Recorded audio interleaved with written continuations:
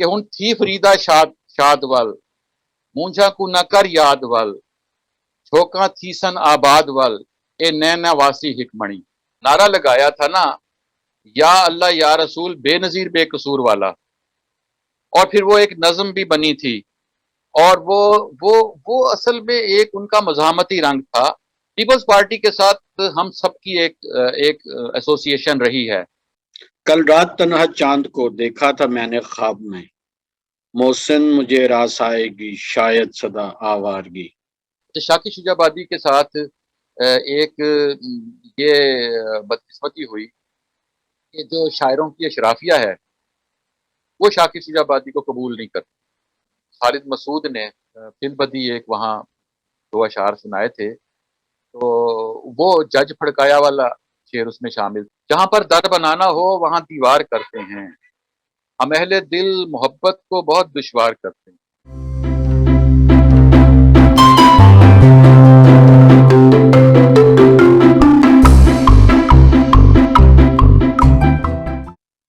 السلام علیکم ناظرین، پروگرام بات سے بات میں بلال دقیق کی جانب سے آپ سب کو خوش آمدید. ہمارا آج کا موضوع ہے سرائیکی وسیب کی شاعری اور اس کے موضوعات، اور ہمارے ساتھ شریک گفتگو ہیں محترم رضی الدین رضی صاحب. آپ کا شمار پاکستان کے نامور شعراء میں ہوتا ہے. السلام علیکم رضی صاحب، کیسے ہیں آپ؟ جی السلام علیکم، کیسے ہیں بلال بھائی آپ؟ کافی عرصے کے بعد آپ سے ملاقات ہو رہی ہے. پہلے تو یہ بتائیے کہ آج کل آپ کی مصروفیات کیا ہیں؟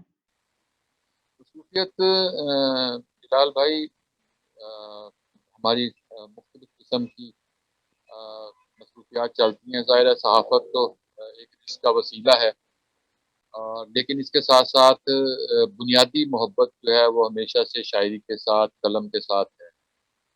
جب ہم قلم کے ساتھ جو محبت ہے اور قلم کے ساتھ اور شاعری کے ساتھ جو تعلق ہے وہی صحافت تک لے کر آیا. اور ماضی میں بھی ہم دیکھتے ہیں کہ صحافت اور ادب ایک دوسرے کے ساتھ منسلک ہوتے تھے،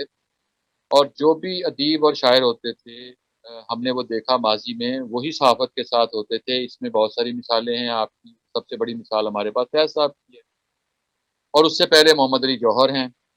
یہ سارے جو پائنیئرز ہیں جرنلزم کے،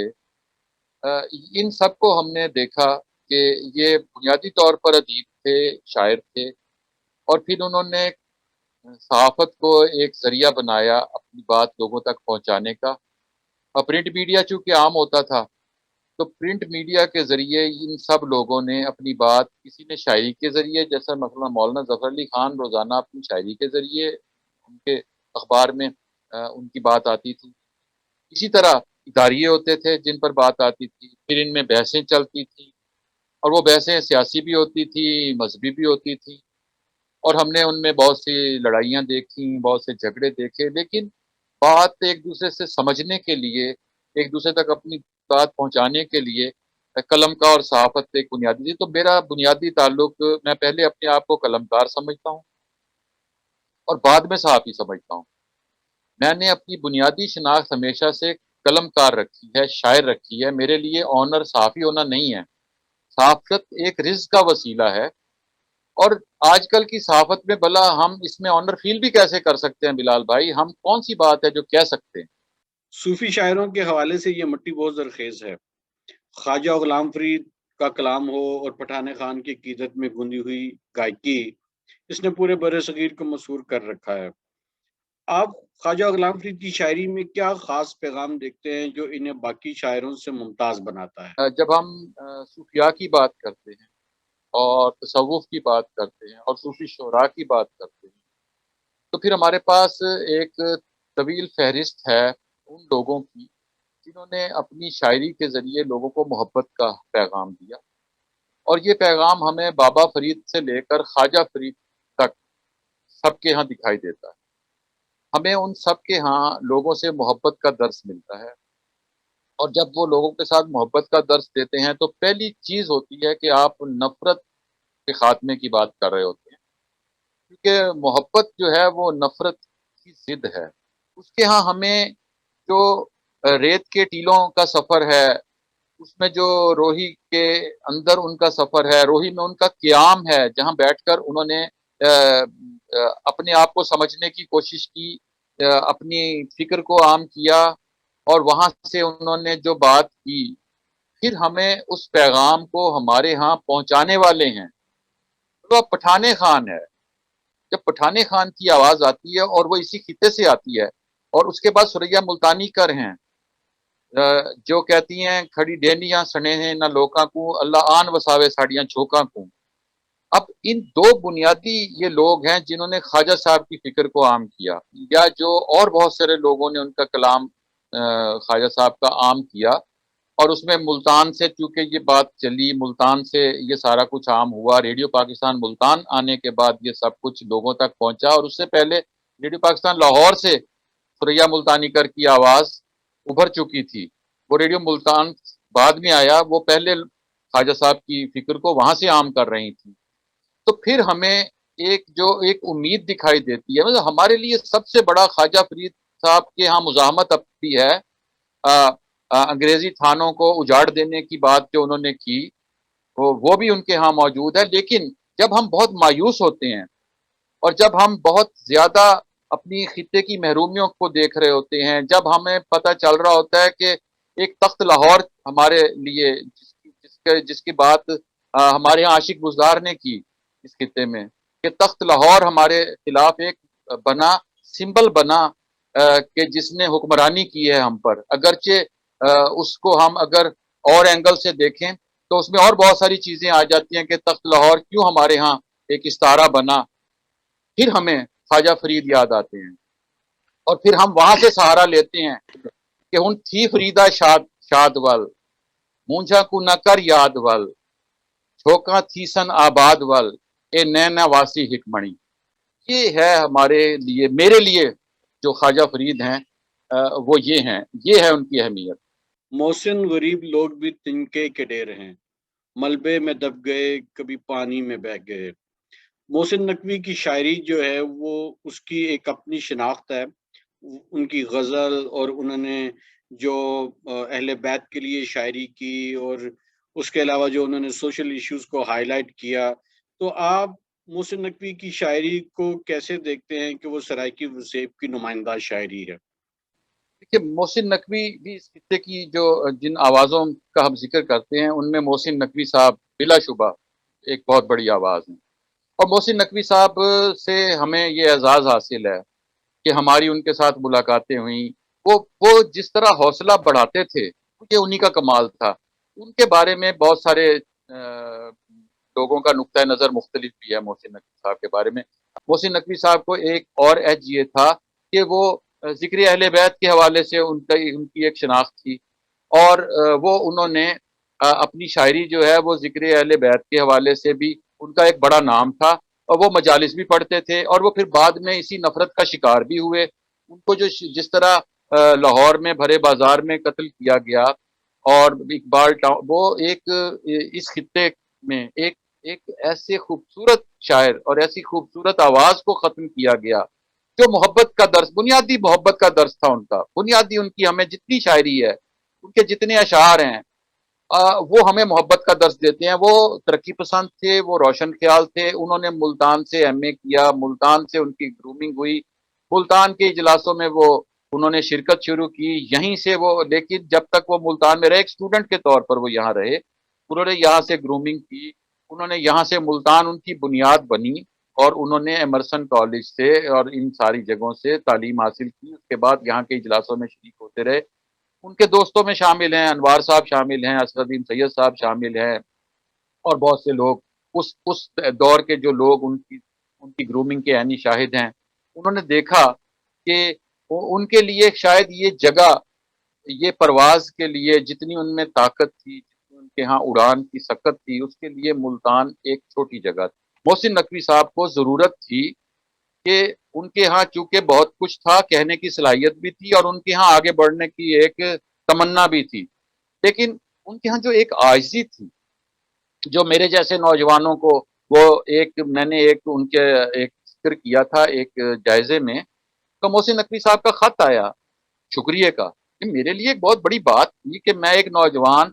جو ابھی بالکل ابتدائی مراحل میں تھا، 18-20 سال ہماری عمر تھی، اور محسن نقوی صاحب اسے خط لکھ رہے ہیں، اور اسی طرح قمر رضا شہزاد کے ساتھ محسن نقوی صاحب کی خط و کتابت ہے، وہ انہوں نے ان کو تو ٹی وی پروگرام میں بھی بلوایا اور ان کی غزل انہوں نے گوائی. تو یہ محسن نقوی صاحب کا کمال تھا. وہ جو ایک محبت کا سفر ہے ان کا، بنیادی چیز ان کی محبت ہے، وہ ہمیں ان کی شاعری میں بھی جھلکتی دکھائی دیتی ہے. اور اسی کے ذریعے انہوں نے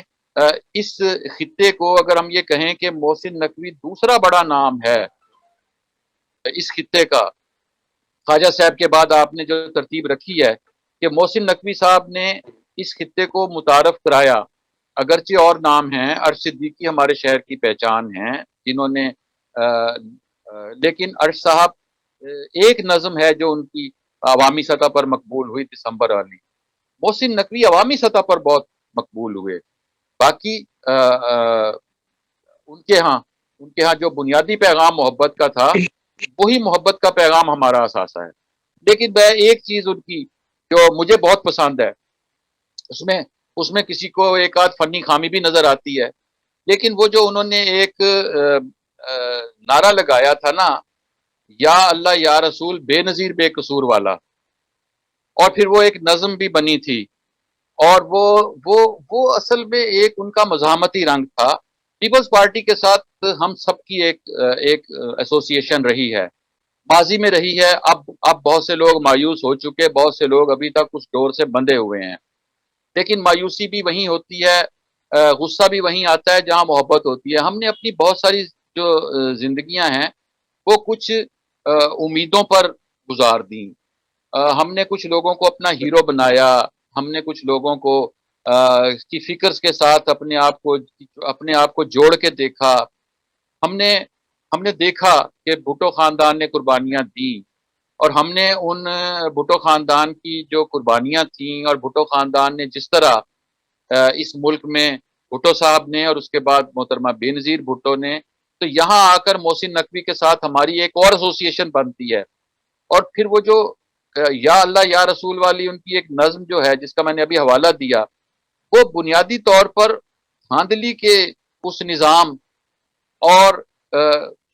جو ایک ریاست کا جمہوریت کے ساتھ رویہ ہے، اور جو ریاست کس طرح جمہوریت کو بے دست و پا کرتی ہے اور کس طرح ہمیشہ سیاست دان ہی قصوروار قرار دیے جاتے ہیں، یہ پھر ایک آفاقیت اس نظم میں آ جاتی ہے محسن صاحب کی. اور وہ آفاقیت جو ہے وہ ایسی ہے، شاید ہمارے ہاں ہم دائرے کے سفر میں رہتے ہیں تو شاید وہ آفاقیت جو ہے وہ ہمیں آج بھی ویسی ہی دکھائی دیتی. تو دیوا بال کے چارک، ہوا جانے خدا جانے.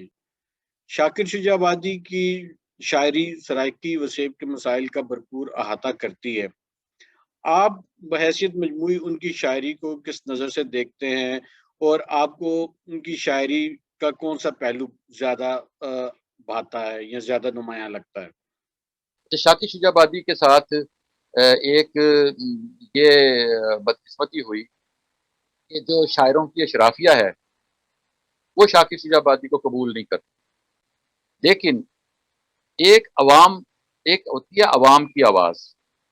شاکر شجاع آبادی ہمیشہ سے عوام کی آواز ہے، اور عوام کی آواز کو اگر اشرافیہ قبول نہ بھی کرے تو اسے روکا نہیں جا سکتا. یہی ایک جمہوری رویہ ہے اور یہی جمہوریت ہے، اور یہی اصل چیز ہے کہ عوام کسے پسند کرتے ہیں. عوام اسے پسند کرتے ہیں جو ان کے دکھوں کی بات کرتے ہیں. آپ اگر ہومیوپیتھک قسم کے کالم لکھیں، آپ اگر ہومیوپیتھک قسم کی شاعری کریں، آپ اگر ہومیوپیتھک گفتگو کریں جس کا نہ کسی کو فائدہ ہو نہ کسی کو نقصان ہو، جس میں نہ عوام کی بات ہو. بہت سے لوگ آج کل ہومیوپیتھک گفتگو کے عادی ہوئے ہیں، لیکن جب ہم اس کی گفتگو کرتے ہیں، مثلا مجھے شعر مکمل طور پر کسی طرح کے بھی اس طرح یاد نہیں ہوتے، لیکن ہوا جانے خدا جانے والی جو شاعری ہے وہ تو عوام کے دل کی آواز ہے نا. اور پھر جب انہوں نے حوروں کی بات کی اور نمازوں کی بات کی، وہ والا شعر جو ان کا بہت مشہور ہے، اور مجھے وہ شعر ایگزیکٹ یاد نہیں ہے، آپ کو یاد ہو تو آپ سنائیے. لیکن شاکر شجاع آبادی یہاں آ کر بہت دلیری کے ساتھ، جسے ہم کہتے ہیں نا کہ آج کے دور میں جب لوگوں کو ذرا ذرا سی بات پر قتل کر دیا جاتا ہے اور لکھنا پڑھنا مشکل ہو چکا ہے اور لوگوں کو دل کی بات کہنے کے لیے 100 طرح کی باتیں سوچنی پڑتی ہیں، اگر اس کے باوجود وہ ایک انتہائی بولڈ انداز میں وہ مذہب کو بھی بولڈ انداز میں ڈسکس کرتا ہے۔ ہمیں شاکر شجاع آبادی کے ہاں بہت سارے معاملات، خدا سے مکالمہ، اچھا خدا سے مکالمہ شاعر کا حق ہے، خدا سے شکوہ شاعر کا حق ہے، اس پر توہین مذہب نہیں ہوتی، اس پر کسی برگزیدہ ہستی کی توہین نہیں ہوتی۔ شاعر جب خدا کے ساتھ مکالمہ، اس سے دیکھیں ہم نے غالب کو سنا، غالب نے جب کہا کہ الٹے پھر آئے اگر در کعبہ اگر واہ نہ ہوا، تو غالب نے بات کی، اور پھر ہمیں غالب کے ہاں، میر کے ہاں اور بہت سے اساتذہ کے ہاں خدا سے مکالمہ ملتا ہے، اور خدا سے مکالمہ کرنے میں، مذہب کے حوالے سے بات کرنے میں اور جنت دوزخ کے حوالے سے بات کرنے میں کوئی قباحت نہیں ہونی چاہیے۔ ہمارے ہاں بلال بھائی پرابلم یہ ہوا کہ ہمارے ہاں لوگوں کو اتنا ہراساں کر دیا گیا، لوگوں کو اتنا خوفزدہ کر دیا گیا، بہت سے لکھنے پڑھنے والے آج بھی ایسے مقامات پر زندان میں ہیں۔ ہمارے ملتان میں ایسے لوگ جو ہیں جن کو جنید حفیظ کی میں نام لوں گا، ایک بڑا نام ہے اس ملتان میں، جو اس انتہا پسندی کا نشانہ بنا، اور اسی شہر میں راشد رحمان کو قتل کیا گیا۔ شاکر شجاع آبادی نے ان تمام اس سارے خوف و ہراس کو بالائے طاق رکھ کر بات کی۔ تو جب وہ لوگوں کے دکھوں کی بات کرتی ہیں آپ، تو آپ لوگوں کے دلوں کی دھڑکن بن جاتے ہیں۔ ہم جب وہ شعر کہتے ہیں، میرے یہ ایک غدار ردیف والی غزل ہے، میں نے وہ غزل جو کہی غدار والی کہ ہم غدار ہیں، تو اس میں جب میں نے وہ غزل کہی تو اس غزل میں نے اپنے آپ کو غدار کہہ کر جن لوگوں کو مخاطب کیا تھا، تو وہ غزل شاید تو نہیں ہو سکتی، ہم نے انہیں سوشل میڈیا پر دیا، لیکن وہ لوگوں میں تو مقبول ہیں، لوگوں کے تو دل کی آواز بنتی ہے ایسی شاعری، اور ایسی ہی شاعری شاکر شجاع آبادی نے کی ہے۔ ہمارے یہاں عزیز شاہد ایک بڑی آواز ہے اس خطے کی، عزیز شاہد نے جو نظم کو ٹرینڈ دیا، انہوں نے اپنی نظموں کے ذریعے، اپنی شاعری کے ذریعے اس خطے کی ثقافت کو جس طرح انہوں نے اپنی شاعری کے ذریعے پروان چڑھایا، اور ان کے ہاں جو ایک نظم کے بہت سارے ٹرینڈز موجود ہیں عزیز شاہد کے ہاں، بہت سارے انہوں نے نظم کو نئے زاویے دیے، سرائکی شاعری کو، وہ ہمیں عزیز شاہد صاحب کے ہاں ملتے ہیں۔ خالد مسعود کے بنا تو سرائکی وسیب کی شاعری کا ذکر نامکمل ہے۔ ان کی شاعری میں مزاح کا کون سا رنگ نمایاں ہے، اور ان کے اور کون سے پہلو ہیں جن سے آپ سمجھتے ہیں کہ لوگوں کو شاید کم واقفیت ہے؟ خالد مسعود نے اپنی شاعری کے ذریعے، خالد مسعود کی مقبولیت کی وجہ بھی یہی ہے کہ آپ ان کے کالم بھی پڑھ لیں اور ان کی شاعری بھی پڑھ لیں، وہ بہت جرت کے ساتھ بات کرنے والے ہمارے دوستوں میں شامل ہوتے ہیں، اور ان کا شمار ہوتا ہے۔ اور خالد نے اپنی شاعری کے ذریعے، میرا خیال ہے میں ان کے ساتھ تھا جب انہوں نے جج پھڑکایا والی ایک نظم سنائی تھی، اور ہم بہاڑی کے ایک مشاعرے میں گئے ہوئے تھے، اور اس مشاعرے میں جب ہم گئے تھے تو وہ مارچ کا مہینہ تھا، مجھے ڈیٹ ایگزیکٹ یاد نہیں، آپ لوگوں کو یاد ہوگی، اور اس روز مشرف صاحب نے یہ ہمارے جو افتخار صاحب ہیں، افتخار چودھری صاحب، انہوں نے سیک کیا تھا یا گرفتار کیا تھا، تو اس میں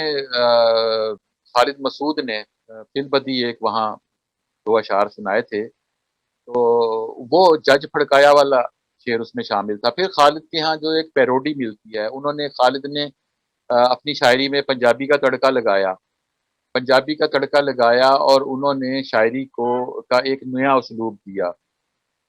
ابا کہاں سے لبا تھا، انہوں نے سفر کا آغاز کیا، اور اس کے بعد وہ آگے بڑھتے چلے گئے، پھر ہمیں ان کے ہاں پیروڈی ملتی ہے، پھر ان کے ہاں ہمارے بہت سی کہانیاں ملتی ہیں۔ اچھا، وہ خالد کے ہاں مزاحیہ شاعری میں ایک بہت سے زاویے ہیں، خالد کے ہاں شاعری میں سیاسی شعور بھی موجود ہے، لوٹا لوٹا ہی ہوتا ہے، یہ والا شعر آپ نے ان کے سنے ہوں گے، ان کے شعر سنے ہوں گے، पब्लिक तंग है लेकिन लोटा लोटा ही होता है। इसी तरह उन्होंने जो जुगनू इकबाल की नज्म की पैरोडी की,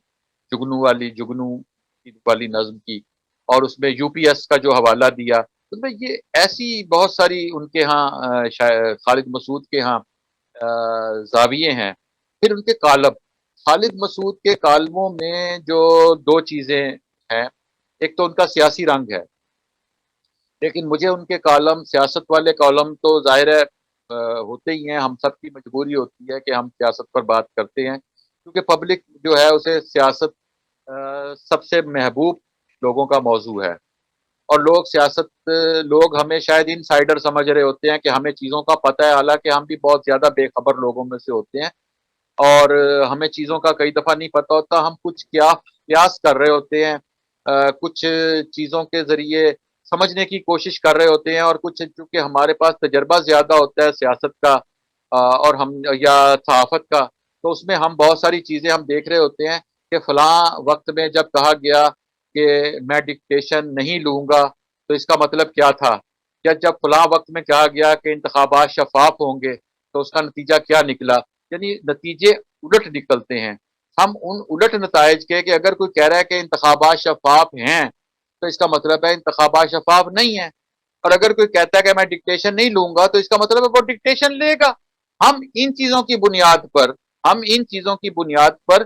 कुछ तजिए करते हैं। अच्छा, वो जब तजिए दुरुस्त हो जाते हैं कई मरतबा, और जब हम लोगों को बताते हैं कि फलां ने ये कहा है तो ऐसा नहीं होगा, लोग उसको जाहिरी सतह पर देख रहे होते हैं। हमें ये मालूम होता है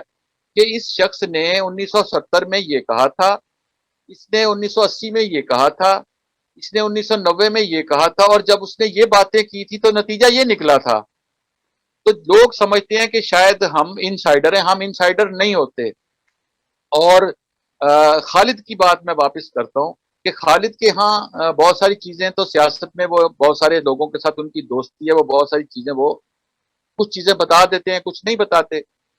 लेकिन खालिद की कालमों की जो सबसे बड़ी मुझे पसंद आते हैं, देखें, जो लोग हंसने वाला होता है, जो लोग कहके लगा रहा होता है। कमर रजा शहजाद का शेर है कि मेरी हंसी का शोर भी सबसे बुलंद है, शायद मैं दुख भी सबसे ज्यादा उठाऊंगा। तो हमें खालिद मसूद खां के कहकों में से उनका अलमिया रंग जब आपने तलाश करना होता है, तो फिर आप उनके वो कालम पढ़ें जो वो अपने किसी दोस्त के लिए लिखते हैं, वो जब किसी की याद में लिखते हैं, जो उन्होंने अपनी अ, अहलिया की याद में कालम लिखे हैं, और हर साल वो लिखते हैं। हमारी भाभी के इंतकाल के बाद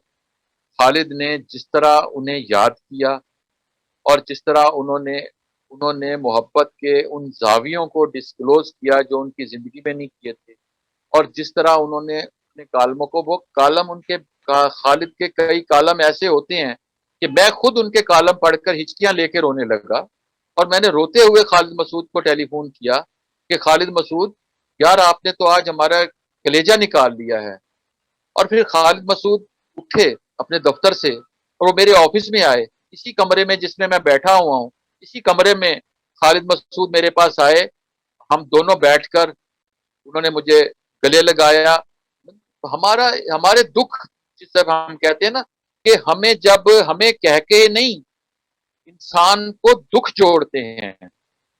लिहाजा खालिद मसूद जब दुखी अंदाज में बात करते हैं, जब वो अपने दुखों का जिक्र करते हैं, या अपने बहुत सारे दोस्तों का जिक्र करते हैं, तो वहां वो हमारे दिल के और बहुत करीब हो जाते हैं। और फिर जब वो मुल्तान को अपने कालमों के जरिए लिखते हैं, और मुल्तान के खानों को, मुल्तान के दरवाजों को, खालिद मुल्तान का आशिक है। खालिद हमारे उन दो खालिद मसूद, शाकिर हुसैन शाकिर, ये मुल्तान के आशिक हैं, और उन आशिकों में मैं इनके साथ होता हूँ।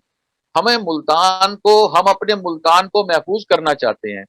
हम अपने मुल्तान को हम अपने मुल्तान को, भाई लाहौर वाले हर बात को उन्होंने लिख दिया,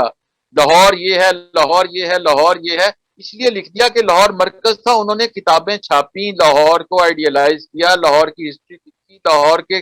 लोगों को इस तरह कदावर बना दिया कि वो लोग, भाई हमने भी अपने लोगों को कदावर इसी तरह बनाया है और बनाना है। ہم اپنے لوگوں کو اس طرح لکھیں گے. ہمارے لیے اسلم انصاری بہت بڑے ہیں. ہمارے لیے وہ گوتم کا ایک واز، میرے عزیزوں تمام دکھ ہے، میرے عزیزوں تمام دکھ ہے جو اسلم انصاری نے کہی، اور میں نے روکا بھی نہیں اور وہ ٹھہرا بھی نہیں. حادثہ کیا تھا جسے دل نے بھلایا بھی نہیں. میں تو صدیوں کا سفر کر کے وہاں پہنچ، وہ تو صدیوں کا سفر کر کے وہاں پہنچا تھا، تو نے منہ پھیر کے جس شخص کو دیکھا بھی نہیں. اسلم انصاری صاحب جیسا بڑا آدمی جب اس شہر میں موجود ہے، ہم نے ان کو آئیڈیالائز کیا ہے. ہم نے صلاح الدین حیدر کو آئیڈیالائز کیا ہے. ڈاکٹر صلاح الدین حیدر میری آئیڈیلز میں سے ہیں، جنہوں نے جنہوں نے قلم کی حرمت کو، اگر میں کہوں کہ اگر کسی نے سر بلند رکھا ہے تو وہ صلاح الدین حیدر ہیں، وہ عابد عمیق صاحب ہیں. میں ہمیشہ انہیں سلام پیش کرتا ہوں. میں ہمیشہ یہ کہتا ہوں کہ میں ان جیسا نہیں بن سکا، میں بزدل آدمی ہوں. میں جتنی بھی جرت کا مظاہرہ کر لوں میں خود کو بزدل سمجھتا ہوں، کیونکہ میرے نزدیک صلاح الدین حیدر جیسے جرت مند لوگوں کے شہر میں رہتا ہوں. اور یہ جو تھوڑی بہت بولنے کا سلیقہ آیا، جو تھوڑے بہت لکھنے کا سلیقہ آیا، یہ مجھے انہی لوگوں کی وجہ سے آیا. مجھے ڈاکٹر امین ہے ہمارے ہاں، ایک بڑا نام ہے ڈاکٹر محمد امین، فلسفے کا نام ہے، علم کا سمندر ہے. ڈاکٹر محمد امین کے ساتھ کبھی بیٹھیں، ان کی کبھی شاعری پڑھیں، ان کے کبھی لفظ دیکھیں، ان کی کبھی فکر پر غور کریں. ڈاکٹر ڈاکٹر محمد امین نے وہ کچھ لکھا ہے، وہ کچھ لکھا کیا ہے؟ وہ ہائیکو کے بانی ہیں. اس شہر میں رہ کر انہوں نے ہائیکو کو پوری دنیا میں متعارف کروایا. لیکن وہ چونکہ ملتان میں ہیں، لہذا انہیں عالمی سطح پر تو پذیرائی ملی، انہیں جاپان نے تو اپنا سب سے بڑا اعزاز دیا، لیکن حکومت پاکستان کو یہ توفیق نہیں ہوئی کہ ڈاکٹر محمد امین کی صلاحیتوں کا اعتراف کرے، ڈاکٹر محمد امین کے لیے کسی اعزاز کا اعلان کرے. زندگیوں میں لوگوں کو عزت دیں، زندگیوں میں لوگوں کو تسلیم کریں، زندگیوں میں لوگوں کو اگر کوئی ایوارڈ دینا ہے ان کی زندگیوں میں دیں. اگر کسی کی موت کے بعد آپ نے ایوارڈ دے دیا تو کیا فائدہ؟ رضی صاحب، اب ہم چاہیں گے کہ آپ اپنا کلام ہمارے ناظرین کو سنائیں. آپ کو چند اشعار سناتا ہوں جو مجھے یاد ہیں، اور نظمیں چونکہ زیادہ یاد نہیں ہوتی، ایک نظم ہے جو مجھے، ایک دو نظمیں مجھے یاد ہیں وہ سناتا ہوں، لیکن غزلیں مجھے زیادہ یاد ہیں، تو میں آپ کو چند اشعار غزلوں کے سناتا ہوں. اور میں جو غدار والی میں نے چند اشعار کا میں نے حوالہ دیا تھا، وہ دو تین شعر آپ کو سناتا ہوں کہ اپنی دھرتی سے محبت ہے مگر غدار ہیں، اپنی دھرتی سے محبت ہے مگر غدار ہیں، ہم کو جینے کا نہیں آتا ہنر غدار ہیں. اپنی دھرتی سے محبت ہے مگر غدار ہیں، ہم کو جینے کا نہیں آتا ہنر غدار ہیں. آپ سے کیا بحث کرنا، آپ سے کیسی دلیل، آپ سے کیا بحث کرنا، آپ سے کیسی دلیل، آپ حاکم ہیں بہت ہی معتبر غدار ہیں. آپ سے کیا بحث کرنا، آپ سے کیسی دلیل، آپ حاکم ہیں بہت ہی معتبر غدار ہیں. اور آپ کے اجداد کا ورنہ پتہ پوچھیں گے ہم، آپ کے اجداد کا ورنہ پتہ پوچھیں گے ہم، آپ کو تو علم ہے ہم کس قدر غدار ہیں. آپ کے اجداد کا ورنہ پتہ پوچھیں گے ہم، آپ کو تو علم ہے ہم کس قدر غدار ہیں. اور برتنوں کو دیکھ کر تو بھوک بڑھتی ہے رضی، برتنوں کو دیکھ کر تو بھوک بڑھتی ہے رضی، اس لیے اس شہر کے سب کوزہ گر غدار ہیں. برتنوں کو دیکھ کر تو بھوک بڑھتی ہے رضی، اس لیے اس شہر کے سب کوزہ گر غدار ہے. ایک غزل میری لاپتہ کی ردیف والی ہے، وہ مجھے اس کے اگر کوئی شعر یاد آئے وہ سناؤں گا، لیکن جو شعر یاد آتے جا رہے ہیں وہ آپ کو سناتا جاتا ہوں. کہ جہاں پر در بنانا ہو وہاں دیوار کرتے ہیں، جہاں پر در بنانا ہو وہاں دیوار کرتے ہیں، ہم اہل دل محبت کو بہت دشوار کرتے ہیں. جہاں پر در بنانا ہو وہاں دیوار کرتے ہیں، ہم اہل دل محبت کو بہت دشوار کرتے ہیں، تمہیں اب کیا بتائیں اس پری کا لمس کیسا تھا، تمہیں اب کیا بتائیں اس پری کا لمس کیسا تھا، ہمارے ہونٹ جلتے ہیں اگر اظہار کرتے، تمہیں اب کیا بتائیں اس پری کا لمس کیسا تھا، ہمارے ہونٹ جلتے ہیں اگر اظہار کرتے، اور مسلسل خاموشی یوں بھی تو ہم کو مار ڈالے گی، مسلسل خاموشی یوں بھی تو ہم کو مار ڈالے گی، تو پھر اب خوف کیسا ہے چلو انکار کرتے ہیں، مسلسل خاموشی یوں بھی تو ہم کو مار ڈالے گی، تو پھر اب خوف کیسا ہے چلو انکار کرتے ہیں، اور ہم ایسے لشکری اس جنگ میں ہتھیار کیوں ڈالیں، ہم ایسے لشکری اس جنگ میں ہتھیار کیوں ڈالیں کہ ایسا کام تو اپنے سپہ سالار کرتے ہیں، اور مسلسل خاموشی یوں بھی تو ہم کو مار ڈالے گی، تو پھر اب خوف کیسا ہے چلو انکار کرتے ہیں۔ جی صحیح، ایک نظم سنا کر اجازت چاہتا ہوں، وہ میری نظم جو ہے وہ بہت زیادہ آپ نے سنی ہے، اور وہ اس حوالے سے ہے ستارے مل نہیں سکتے اس کا نام ہے، اپنی چند نظموں میں سے دو نظمیں مجھے یاد ہیں، وہ چونکہ زیادہ سنائی ہیں اس لیے وہ یاد ہو گئی ہیں، جو نظمیں نہیں سنائیں تو وہ یاد نہیں رہتی۔ ایک نظم ہے کہ ستارے مل نہیں سکتے، عجب دن تھے محبت کے، عجب موسم تھے چاہت کے، کبھی گر یاد آ جائیں تو پلکوں پر ستارے جھل ملاتے ہیں، کسی کی یاد میں راتوں کو اکثر جاگنا معمول تھا اپنا، کبھی گر نیند آ جاتی تو ہم یہ سوچ دیتے تھے ابھی تو وہ ہمارے واسطے رویا نہیں ہوگا، ابھی سویا نہیں ہوگا، ابھی ہم بھی نہیں روتے، ابھی ہم بھی نہیں سوتے، تو پھر ہم جاگتے تھے اور اس کو یاد کرتے، اکیلے بیٹھ کر ویران دل آباد تھے، ہمارے سامنے بہت تاروں کے جھرمٹ میں اکیلا چاند ہوتا تھا جو اس کے حسن کے آگے بہت ہی ماند ہوتا، ہمارے سامنے تاروں کے جھرمٹ میں اکیلا چاند ہوتا تھا جو اس کے حسن کے آگے بہت ہی ماند ہوتا تھا، فلک پر رقص کرتے ان گنت روشن ستاروں کو جو ہم ترتیب دیتے تھے تو اس کا نام بنتا، فلک پر رقص کرتے ان گنت روشن ستاروں کو جو ہم ترتیب دیتے تھے تو اس کا نام بنتا تھا، ہم اگلے روز جب ملتے تو گزری رات کی ہر بیکلی کا ذکر کرتے تھے، ہر ایک قصہ سناتے تھے، کہاں کس وقت اور کیسے یہ دل دھڑکا بتاتے تھے، میں جب کہتا کہ جانا آج تو میں رات کو ایک پل نہیں سویا تو وہ خاموش رہتی تھی، اور اس کی نیند میں ڈوبی ہوئی دو چھوٹی سی آنکھیں اچانک بول اٹھتی، اور جب میں جب اس کو بتاتا تھا کہ میں نے رات کو روشن ستاروں میں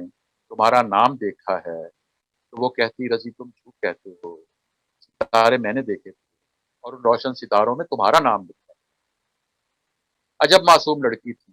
مجھے کہتی تھی لگتا ہے کہ اب اپنے ستارے مل ہی جائیں گے، مگر اس کو خبر کیا تھی ستارے مل نہیں سکتے،